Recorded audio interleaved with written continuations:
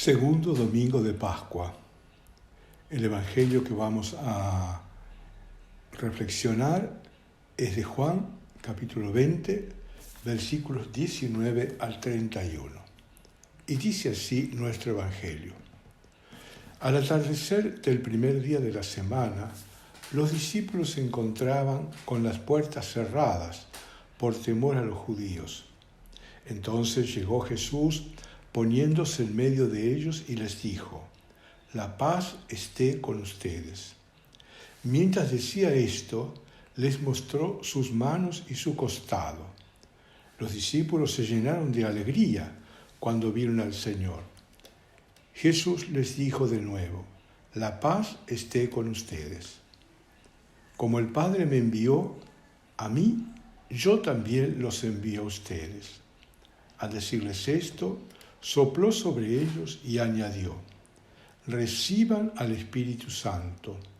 Los pecados serán perdonados a los que ustedes se los perdonen, y serán retenidos a los que ustedes se los retengan». Tomás, uno de los 12 de sobrenombre el mellizo, no estaba con ellos cuando llegó Jesús. Los otros discípulos le dijeron: «Hemos visto al Señor». Él le respondió: «Si no veo la marca de los clavos en sus manos, si no pongo el dedo en el lugar de los clavos y la mano en su costado, no lo creeré».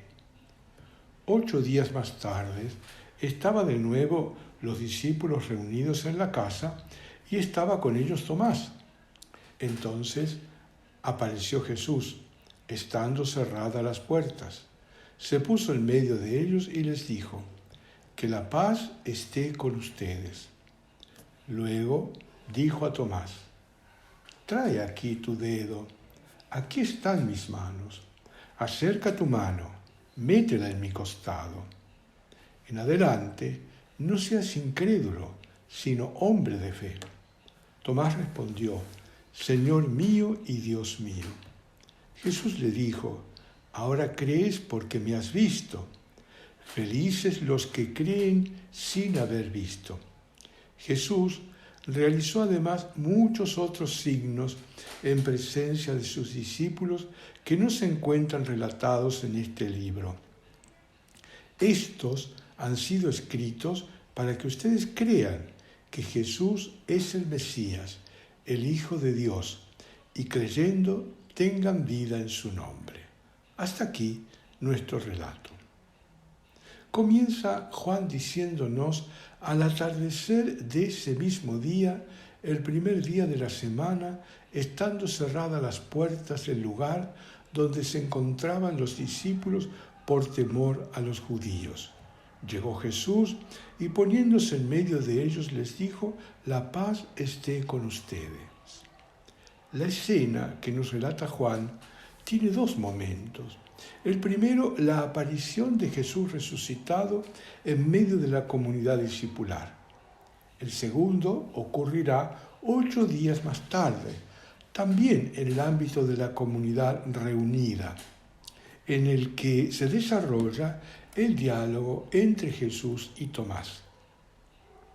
La primera escena tiene lugar cuando el día está terminando, la hora en que comienza a oscurecer. Recordemos que también estaba oscuro cuando María Magdalena fue al sepulcro. Ante lo que vio, pensó que se habían robado el cadáver de Jesús. La oscuridad tiene, como ya hemos dicho, un valor simbólico. Se trata del ambiente interior en el que se mueve el que carece aún de una fe madura. A pesar del anuncio de María Magdalena, los discípulos están encerrados por temor a los judíos. Aquí, los judíos se refiere a las autoridades religiosas. El motivo del temor es la persecución. En tiempos de Juan, los judíos cristianos ocultaban su condición de discípulos para evitar el desprecio, la marginalidad, las agresiones y la persecución. Ante esta situación de miedo, de inquietud, de ansiedad, de cobardía, Jesús se presenta inesperadamente, a pesar de que todas las puertas están cerradas. Nuestro texto se refiere a las puertas físicas, pero también las del corazón, la cobardía que nos hace escondernos, no comprometernos, no asumir la misión que se nos ha confiado, lavarnos las manos ante el sufrimiento del otro. Jesús se hace presente siempre y de la manera inesperada. Él es el resucitado y puede hacerse presente aunque todas las puertas estén cerradas y hayamos edificado muros infranqueables donde escondernos. Juan quiere indicarnos que el cuerpo glorificado de Jesús tiene ahora otras condiciones. Ya no lo limita ni el tiempo ni el espacio. No se hace presente para reprochar nuestras cobardías, nuestra falta de compromiso, nuestros abandonos, sino para traernos el don de la paz. Las primeras palabras que se escuchan ayer y siempre es: la paz esté con ustedes. Shalom Lakem. Saludo común entre los judíos, pero que en labios de Jesús no se trata de un simple saludo convencional, como pasa también en la Eucaristía, sino de aquella paz de la que dijo a sus discípulos que les y nos otorgaría. Esa paz que no puede darnos el mundo. Se trata del don escatológico, es decir, definitivo, participar de la paz divina, que es la que se halla en Jesús, el Cristo. Ese gozo que se da simultáneamente y junto con las tribulaciones y a pesar de las dificultades, que en el Nuevo Testamento se relaciona con los sufrimientos inherentes al compromiso de ser y de vivir como discípulos, como cristianos. Se trata de esa paz, de ese gozo que viene a darnos ánimo y quitarnos el temor, la cobardía, la ansiedad. Es la paz que nace de la seguridad de la presencia de Dios en Jesús, en medio de los ataques, desprecios, persecuciones, etc. Jesús nos dice y nos da el don de la paz, que nos hace experimentarnos seguros, aún en medio de las dificultades, de los ataques del mal en cualquiera de sus formas.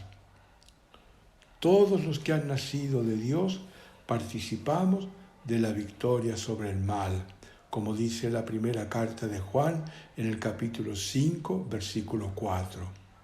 El príncipe de este mundo ya ha sido condenado y expulsado del ámbito en el que puede desplegar su dominio.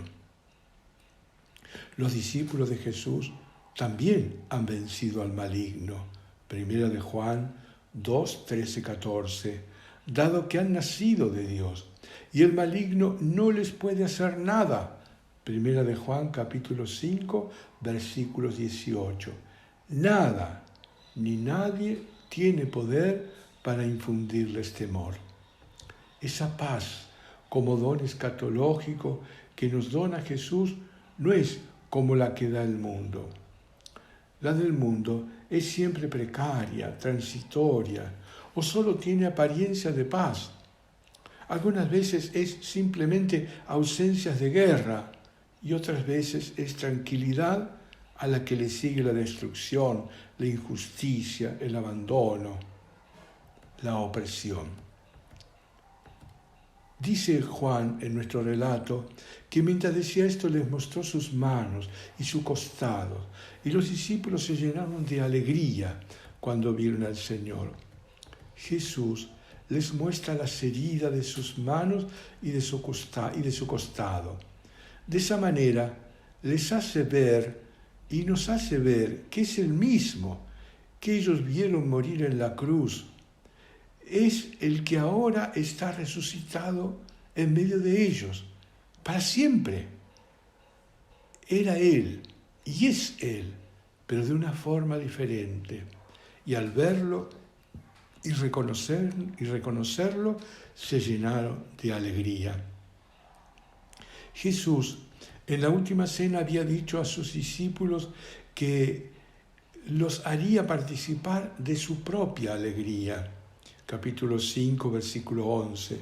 Y más aún, que cuando volviera a verlos, tendrían una alegría que nadie les podría quitar. La alegría completa, junto con la paz, pertenece a los bienes que todos esperamos y deseamos profundamente. Esos bienes definitivos y plenos, esos bienes escatológicos. Alegría y paz son las realidades más profundas que todos los seres humanos esperamos y deseamos, pero no de una forma pasajera, sino definitiva. Se trata de un deseo existencial hacia el que todos tendemos y buscamos como sentido trascendente y ultimísimo de nuestra vida.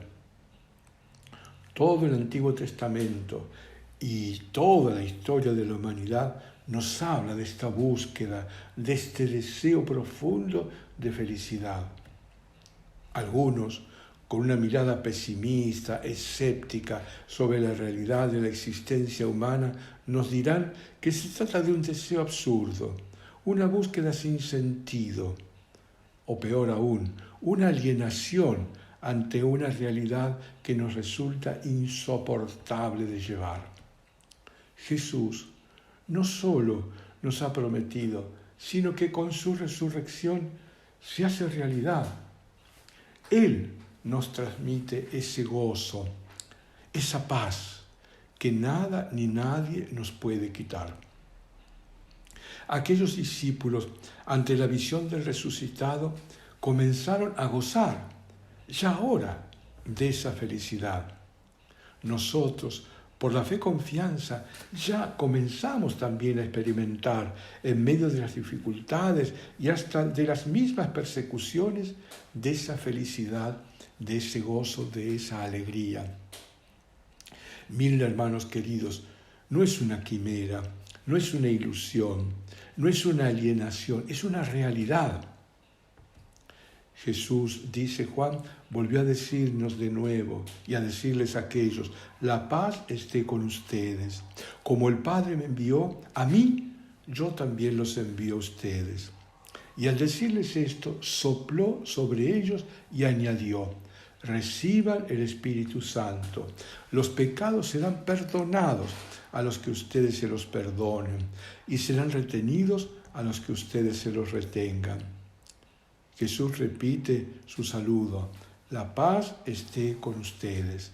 E inmediatamente pronuncia las palabras del envío, como, en griego katos, me envió, yo los envío a ustedes.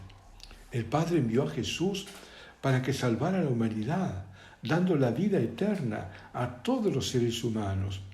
Recordemos que Dios no envió a su Hijo para condenar, sino para dar vida y vida en abundancia.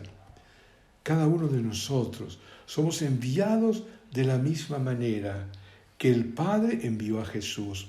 Somos como representantes, o mejor, somos sus representantes ante la humanidad. Le hacemos presente con nuestra vida, con la misma misión de Jesús, que es dar vida, salvar a todos, con el mismo impulso, katos, nos envía a cada uno de nosotros. La resurrección ha establecido una nueva relación entre Jesús y nosotros, sus discípulos. Ahora somos sus hermanos y con ello participamos de su condición de hijos de Dios, lo que incluye la participación en el mismo envío por parte del Padre. A estas palabras del envío le sigue el gesto del soplo.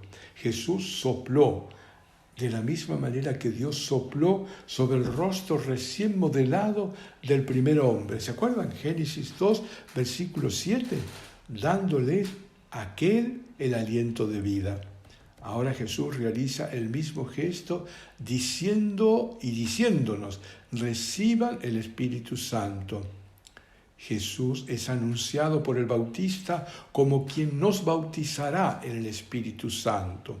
Y más tarde se nos anuncia que el Espíritu Santo nos sería dado cuando Él fuera glorificado. El agua que brotó del costado de Cristo crucificado es justamente la donación del Espíritu sobre los discípulos. Ahora, en el primer día de la semana, el soplo del Espíritu se asocia con el comienzo de la humanidad creada por Dios y que debía, a lo largo de un lento proceso histórico, transitado entre luces y sombras, llegar a la plenitud de ser humanos en Cristo, aquello para lo que hemos sido creados por Dios.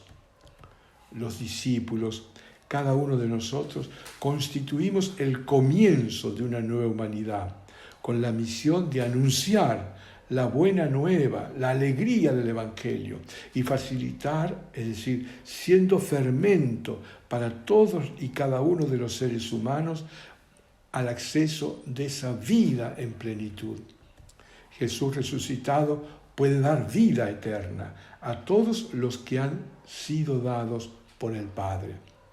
Y a nosotros, sus discípulos, partícipes y continuadores de su obra, se nos ha otorgado el Espíritu Santo que nos capacita para comunicar la vida eterna que viene de Dios. La misión que nos ha confiado se expresa con las palabras: los pecados serán perdonados a los que ustedes se les perdonen y serán retenidos a los que ustedes se los retengan. Los pecados en plural, es decir, tenemos que poner la atención en la vida concreta del otro, no para juzgarlo, no para condenarlo, no para excluirlo, no para cerrarle posibilidades de vida, sino para invitarlo, para facilitarle al arrepentimiento, al cambio de vida. Esto requiere de nuestra parte una actitud de profunda misericordia. Sean misericordiosos como el Padre es misericordioso. También nos dice que a quienes se les retengan, les serán retenidos. Con este verbo retener se nos llama a una actitud ante el otro que debe nacer del amor fraterno. Se trata de tenerle paciencia, de tener la capacidad de mirar siempre su realidad, no la nuestra, la realidad del otro, sus tiempos, sus procesos, sus miedos, sus enojos, y una actitud que busca siempre la perfecta ayuda a la persona del otro. ¿Para qué? Para que vuelva al arrepentimiento, a la conversión, para que recupere la vida, la felicidad, la alegría, para que se reintegre en la fraternidad de la vida comunitaria y preparar a la comunidad para recibirlo en la alegría de la comunión fraterna. Ahora la escena cambia. Juan dirige nuestra atención hacia el ausente Tomás. Tomás aparece en el Evangelio de Juan como aquel que tiene dificultad para creer, para confiar. Es una personalidad lenta para llegar a la fe confianza. Yo diría que muchos de nosotros nos veremos reflejados en él por diversos motivos. Nos cuesta confiar, nos cuesta abandonarnos en Dios, apoyarnos en Él, escucharle, seguirle. Acordemos que todo esto significa la fe. El anuncio que le dan sus compañeros es el mismo que ellos recibieron de María Magdalena. Hemos visto al Señor. El verbo utilizado en tiempo perfecto significa vimos y seguimos viendo al Señor. La visión de Jesús resucitado no se limita a un momento, al acontecimiento que nos narra Juan, sino que sigue siendo hoy presente. Se identifica no con el ver por medio de la visión ocular, sino con el ver de la confianza, de la fe, esta capacidad que nos da el Espíritu. Tomás quiere experimentar, quiere tocar, asegurarse de que no se trata de un fantasma ni de una ilusión. Y está bien, porque muchas cosas están en juego, nada más y nada menos que la propia vida, poner la vida al servicio de Jesús para siempre. Pero la derelicción, es decir, el abandono consciente y voluntario que se le pide ante la persona de Jesús, es un salto al vacío, no es broma. Debemos tomar muy en serio la actitud de Tomás. Le falta dar ahora el paso hacia el abandono, hacia la confianza total. Jesús le ofrece a Tomás sus manos y su costado para que constate la verdad de lo que le anunció. Juan no dice que Tomás haya metido ni sus dedos ni sus manos en las llagas, pero sí que llegó a la fe confianza, es decir, al abandono confiado, a poner toda su existencia al servicio de Jesús. Es absolutamente para esto necesario recibir el don de la paz, la alegría y por ende el ser discípulo que trabaja por una humanidad nueva. Cuando nos dejamos atrapar por la duda y nos resistimos a entregarnos, no se puede tener paz. Para tener paz hay que permanecer en la fe confianza y decir como Tomás, Señor mío y Dios mío. Y yo agregaría, confío en ti, me abandono en ti. El relato concluye con las palabras de Jesús. Ahora crees porque me has visto. Felices los que creen sin haber visto. Los verbos están en tiempo perfecto, por lo que hay que entenderlo de esta manera. Me has visto y me sigues viendo. Has creído y sigues creyendo. Esto es la actitud a la que tenemos que llegar. Pero los que ven a Jesús y confían en Él por la presencia y la actividad del Espíritu Santo en ellos, son más dichosos que los que le conocieron por los sentidos. Queridos hermanos y queridas hermanas, que pasen un feliz domingo y que podamos reflexionar para vivir en profundidad esta Pascua. Que con su divino Hijo les bendiga la Virgen María, en el nombre del Padre, del Hijo y del Espíritu Santo. Que pasen un felicísimo domingo. Dios les bendiga.